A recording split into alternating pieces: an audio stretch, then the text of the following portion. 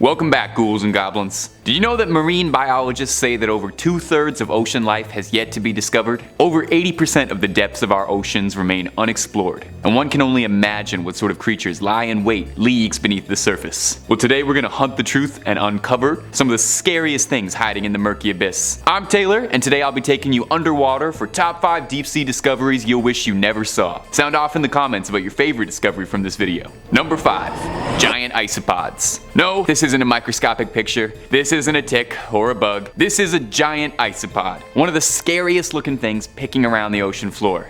Yeah, I don't know. Imagining this thing wiggling around is enough to already be giving me the willies. Don't worry too much. You're not too likely to find one of these things crawling around your home, as they usually live and feed about 1,600 feet beneath the ocean depths. So you'll have to really go looking for one of these creepy little crawlies. We don't know a lot about isopods, actually. It's difficult to study them in their habitat unbothered deep in the ocean. And also, if I had to guess, I think realistically it's because no one wants to spend any more time looking at one of these little zerglings longer than they have to. Despite their outward appearance, isopods are actually pretty chill. That's the official scientific statement, judging a book by a cover and all that. They're scavengers more than they are predators, waiting at the bottom of the sea for debris to reach them, like discarded bits of meat from crabs or any number of fish which they'll snack on. So basically, they're the moochers of the ocean, waiting for somebody else to do all the work and they'll just clean up the leftovers. It apparently isn't even that big a deal, though, because isopods have been observed to be able to go years and years without eating anything at all, with some reports going as far as 5 years without eating anything. I could not even imagine the anger you would feel through that. Enjoying what we're putting out at Top 5 Scary? Of course you are. That's why you're here. Why not toss a cheeky little subscribe our way as a way of saying thanks? We'll trade you the best scary videos this side of the web in exchange. Number 4.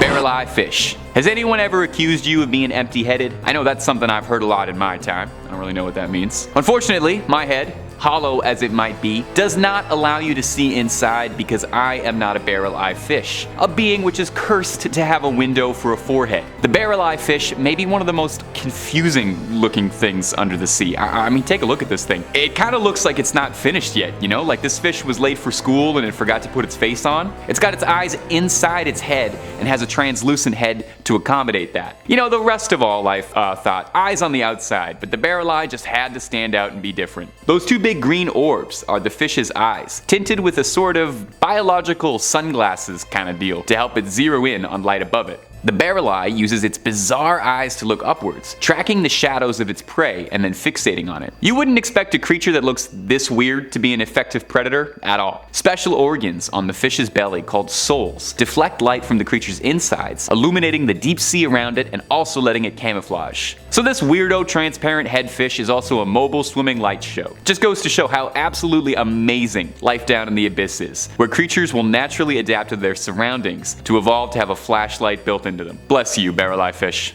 Bless you for being you. Number 3. Sarcastic Fringehead. At first glance and description, the Sarcastic Fringehead doesn't sound particularly horrifying. It looks about as funky as most things you would see in an aquarium. And the name might make you wonder a little bit if it's got a reputation for being sassy, like maybe this is the fish that's always backhandedly complimenting you, which would be terrifying in its own right, but not for the reasons we tend to highlight on this channel. No, the sarcastic name comes from the fish's kind of dour expression, and I definitely do see where that's coming from because looking at photos of me, it looks like it's judging me just a little bit for my life's choices. Now, when this fish opens its mouth, you'll understand why it earned a spot here. The Sarcastic Fringehead's mouth can open up wider than its body, creating this delightful image you see here, and you will probably be seeing for the rest of your days. Now, if you're a little freaked out looking at this fish that looks like it crawled out of the upside down, that's understandable. But what if I told you that these fish have kiss fights? Sarcastic fringeheads fight for dominance with other fringeheads by expanding their very wide mouths and then pressing them together as a display to show who's got the biggest mouth. This is also how they attract mates, fighting off other fish and smacking their lips together to impress all the lady fringeheads, showing them just how wide their mouths go. And man, it has taken so much restraint right now to be talking about this and trying to keep this at a PG rating. Number 2. Frilled Shark. A frilled shark, all things considered, sounds pretty cute. Maybe you're picturing a shark with lovely frills hanging off of it like some other fish have, like a cool fringe denim jacket. Or maybe you're picturing a shark wearing something lacy and frilly. I'm not gonna judge, you do whatever you'd like. Unfortunately, neither of those fantasies are particularly accurate because like everything else on this list, the frilled shark is an abomination of the ocean. It's already unnerving enough to look at, serving massive alien vibe, the James Cameron kind, not the friendly little gray man kind. And then it opens its mouth and you understand where the name comes from as you're treated to a mouth of 300 thrilled razor-sharp teeth like barbed wire. Just like the alien, they're able to open their jaws real wide to be able to snarf down prey considerably greater than their size, although exactly how much larger is unknown. These little terrors hunt by swimming around with their maw open and using the darkness to try and lure smaller prey right into a trap before being engulfed by what looks like the world's sharpest car wash. I genuinely can't even look at this thing's mouth for too long without starting to feel a little bit queasy, imagining it biting into anything. The frilled shark is considered a living fossil, much like the coelacanth, because in the 80 million years frilled sharks have been swimming across our planet, they haven't changed much.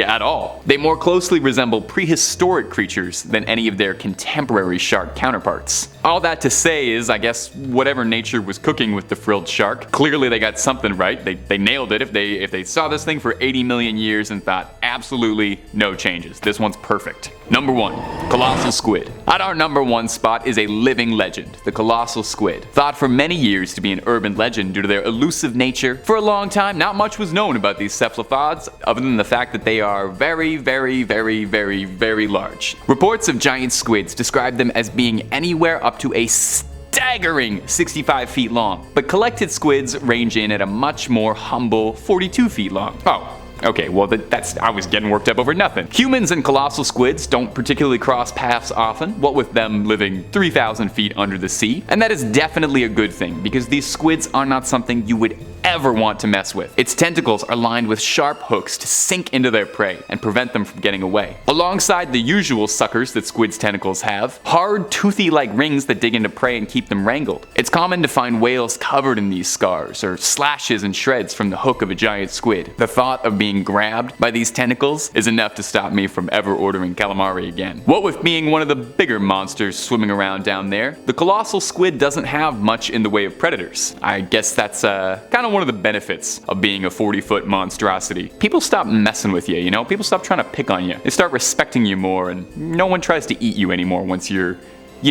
bigger than anything else down there. Well, that's a wrap on this one, my ghouls and goblins. Come grab a towel, dry off. Hopefully I didn't scare you out of the water forever. Take it easy, and we'll see you next time.